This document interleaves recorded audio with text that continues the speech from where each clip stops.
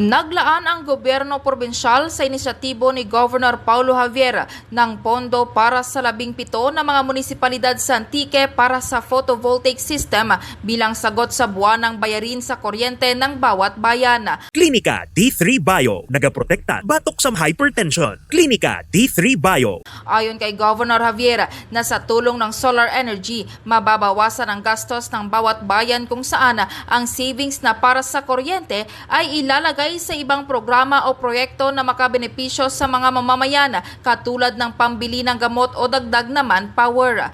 Pinahayag pa ng gobernador na nagbabayad ang bawat bayan ng tinatayang 200,000 pesos hanggang 300,000 pesos para lamang sa bill ng kuryente. Nasa 10.5 million pesos naman ang pondo sa bawat munisipyo o 178.5 million pesos sa kabuuan ang inilaan sa programa na kukunin mula sa National Wealth Share at National Tax Allocation ng probinsya. Sa ngayon, ang nasabing programa ay nasa ilalim pa ng review kung saan nagpakita naman ng suporta ang bawat LGU. Balita mula sa probinsya ng Antique, K5 Family Palanog para sa Kampiyon na Balita, Serbisyo Publiko at Kasiyahan sa Pilipinas.